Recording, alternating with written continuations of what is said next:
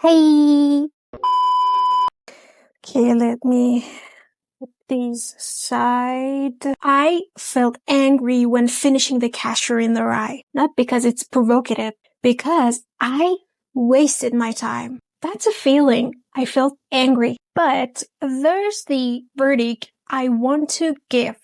The Cashier in the Rye should not be taught in schools. And those are two different things. My anger is why you clicked, but my argument needs evidence. So today, I'm going to bridge that gap. I felt angry because the book pretends to critique phoniness while being phonier than anything it attacks.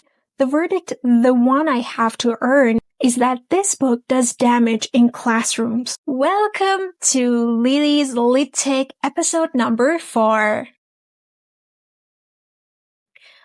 Let me first say what this book is trying to do, because if I don't, my argument collapses before it starts. The Cashier in the Rye wants to critique adult hypocrisy. Holden Caulfield is supposed to be a sensitive teenager who sees through the phony world of lying status-obsessed grown-ups. He literally says that people never notice anything. He's the one who notices. He's the catcher in the rye. The fantasy he describes to his sister Phoebe, standing at the edge of a cliff catching children before they fall into adulthood. That's the metaphor. Adulthood is the fall. Innocence is the thing worth saving. The book wants to make you feel alienated, then validate that alienation as a form of moral clarity. That's the project, and millions of readers all over the world say it works for them. I understand that. But there's my argument. The book falls at its own project. Not because Holden is annoying, that's too easy, but because the book uses the very phoniness it claims to hate. And when you teach it in schools, you're not teaching critic. You're teaching a fake rebellion that goes nowhere. Okay, let me prove it. Now, let me engage with the strongest version of Holden, not the straw man, the real one. I know he's supposed to be complex. He's a grieving brother. His little brother, Ali, died of leukemia, and he keeps Ali's baseball gloves with poems written on it. He still hasn't processed that loss. He's a trauma victim, a kid who doesn't fit in, who's been kicked out of multiple schools, and he wears a red hunting hat that's ridiculous and valuable at the same time. A symbol of how badly he wants to be seen and how terrified he is of being seen. I see all of that. I'm not dismissing it. But complexity isn't the same as coherence. Here's a direct quote. Holden says that I'm the most terrific liar you ever saw in your life. He admits it, but then he spends 200 pages condemning everyone else for lying. He calls movies phony, says, I hate the movies like poison, but he watches them obsessively and even acts out movie scenes in his head. He hates privilege, hates his fancy prep schools, but spends his family's money all over New York without a second thought. The strongest defense of Holden isn't that he's a teenager, he's innocent, that's the point. Okay, fair, but there's the problem. If the book's project is to critique phoniness and the protagonist is phonier than the adults, then the book is either ironic, which would mean we're not supposed to agree with Holden, or it's confused. Most teachers teach it straight. Holden is right, adults are wrong. That reading is not supported by the text. The text shows a hypocrite. And if you teach a hypocrite as a hero, you're not teaching critical thinking. You're teaching self-deception dressed up as insight. That's the first crack. Now, let me summarize the plot, not just list events like a Wikipedia page, but diagnose it. Holden gets expelled from Pensy Prep. He goes to New York, he loses money, he hires a prostitute named Sunny, but just wants to talk. He meets his old girlfriend Sally Hayes and screams at her until she cries. He gets drunk, he sneaks into his own house to see his little sister Phoebe.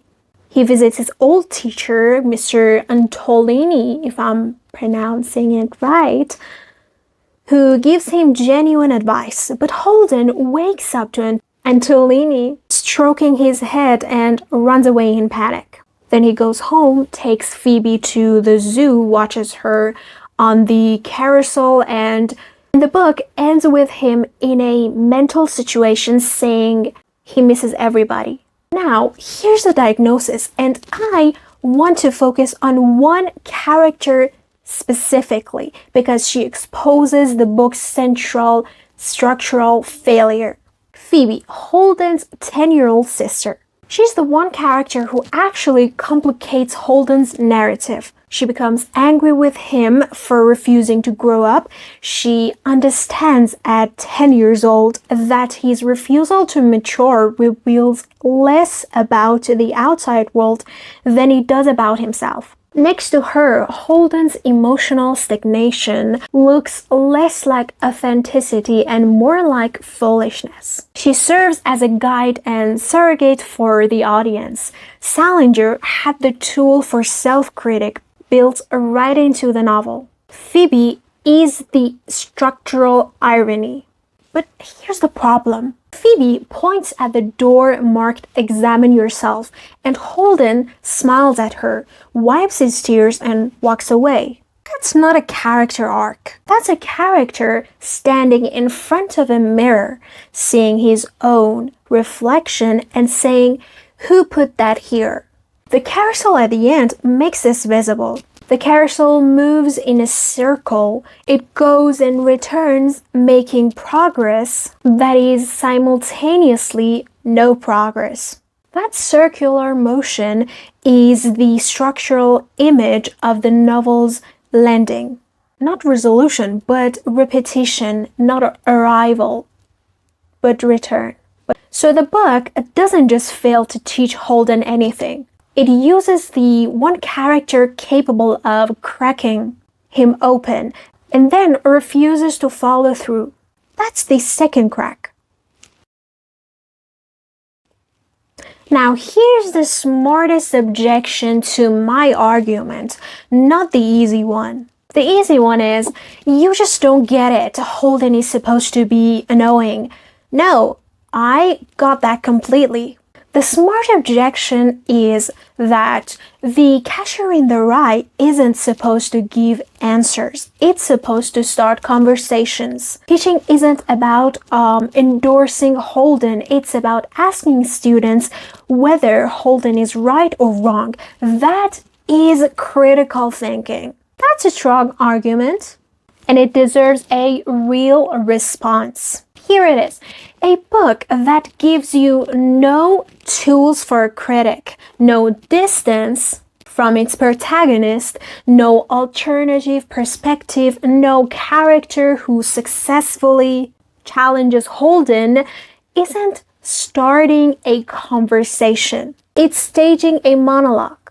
Compare it to The Great Gatsby, my not previous video, a video before that. Nick Carraway is also an unreliable narrator, but Fitzgerald gives you clues to doubt him. Nick says, "I'm one of the few honest people that I have ever known," and then he immediately lies about something or judges someone after declaring he reserves all judgment. Fitzgerald winks at you. He builds irony into the structure. And you, the reader, learn to read against Nick. Salinger never does that. Holden's voice is all there is for 200 pages.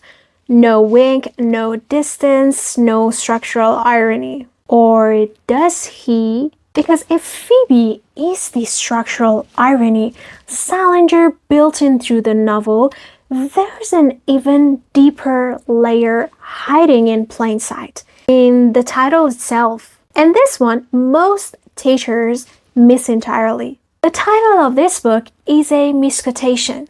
Holden hears a boy singing, "If a buddy catch a buddy coming through the rye," and builds his entire identity around it. His fantasy, his purpose, the catcher in the rye. But the actual Robert Burns poem reads, "If a buddy meets a buddy coming through the rye," which carries romantic overtones about two people simply encountering each other. Phoebe corrects him. Holden brushes past the correction. Think about what this means. The catcher in the rye, the defining metaphor of this entire novel, is built on a reading error. Holden's most earnest, most sincere self-description is founded on mishearing a poem. A 10-year-old catches the mistake. He ignores her. That is a wink. That is Salinger saying, "Look closer." Now, fair objection here is, if the Burns misquotation is built-in irony, doesn't that prove Salinger was an ironist after all? Doesn't that save the book? No. And here's why. Irony that requires excavation isn't classroom irony. The question isn't whether Salinger embedded the critic, it's whether students can see it without a guide. And the answer, 70 years of classroom evidence tells us, is no. But it's a wink so subtle that 70 years of classroom teaching has mostly walked right past it. And that's the problem. If you need a literary expert to excavate the irony before students can see it, the book isn't creating critical thinkers in the classroom. It's hiding its own depth from the audience it's supposed to challenge. Students don't leave saying, "Let's discuss the nonce." They leave saying adults are phony, because the book's most important moment of self-critic is invisible without a guide. So, the smart objection fails. The book doesn't create a classroom conversation. It creates an echo chamber, and an echo chamber with only one voice isn't a discussion. It's indoctrination by monologue. That is the third crack. I told you at the beginning, I need to earn my verdict. I can't just say Holden is unlikable or boring and walk away. So here's my earned conclusion. I read this book 2 times. Once as a teenager, and I loved it. I remember the exact line that hooked me at 16. Don't ever tell anybody anything. If you do, you start missing everybody. I thought that was the deepest thing I've ever read. I thought Holden was saying what I was too scared to say. He gave my anger a voice. He made me feel like my frustration was actually wisdom. Now, I read that same line and think, that is not wisdom. That's emotional claustrophobia dressed up as philosophy. That's the seduction. The second time I read this book was at university, and I was confused. I started seeing the contradictions, the hypocrisy, but I couldn't tell if that was the point or the flaw.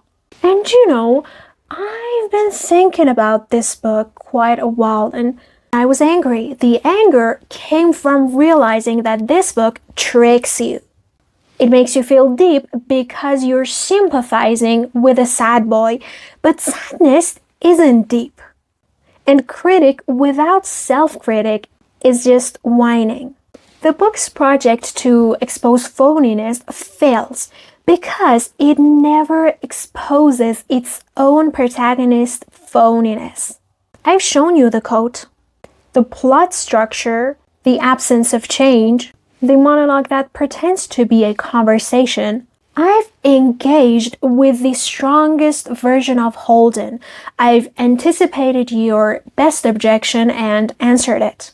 So, here is the verdict earned, not shouted. The Catcher in the Rye should not be taught in schools because it mistakes self-pity for insight, gives students no tools to question its protagonist, and confuses stagnation for authenticity. That's not literature teaching critical thinking. That's literature teaching narcissism. Now, let me answer the bigger question. Why does my anger or boredom matter to anyone other than me? Here's the implication. The Catcher in the Rye was published in 1951. By the 1960s, it was everywhere in classrooms. Why? Because it was rebellious. It scared adults. It got banned repeatedly. Between 1961 and 1982, it was the most challenged book in American schools. And giving it to teenagers felt like handing them a weapon against the establishment. There's something worth acknowledging here. For some readers, alienated kids possessing mental illness, kids who had no language for what they were feeling, this book was a lifeline. That's real. I'm not dismissing it. But here's the problem that critics have increasingly noticed. Whose alienation is being centered? As Joseph Dewey, editor of the Salem Press critical anthology on this novel, put it, Holden speaks for a distinctly narrow demographic. Spoiled, private school educated, white, agnostic American male children of privilege. That's not a condemnation. That's a description. And for 70 years, we've been telling students across every background that this particular alienation is universal. That Holden's experience is the experience of adolescence disillusionment. It is not. So here's the sharper version of the cultural argument. And I want to be precise about it. Because I'm not saying the book is racist or that it should be burned. I'm saying something more specific, like the book used to be transgressive. Teaching it used to mean something. It meant giving students a text that made adults uncomfortable, that questioned authority, that said the establishment might be wrong. That was valuable then. But now, 70 years later, the rebellion has become a routine. Teaching Catcher doesn't shock anyone. It comforts us. It tells teachers, see, we're not phony. We give them the real stuff. It tells the students, see, adults are liars. You were right all along. We've turned a once dangerous book into a permission slip for cynicism.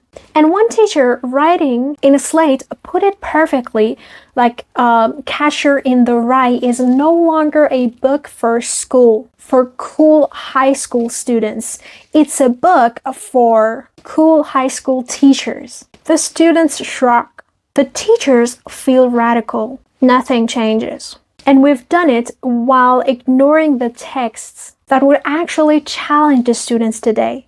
And Truebuck, an English professor at Oberlin College who made this case on NPR, suggested books like Junto Diaz's Drown coming-of-age stories that deal with alienation, identity, and loss, but from perspectives that most classrooms have never centered, or Speak by Laurie Hales Anderson. or that book called Purple Hibiscus. Books that actually ask harder questions, center different voices, and demand more from readers than simple identification with a sad boy.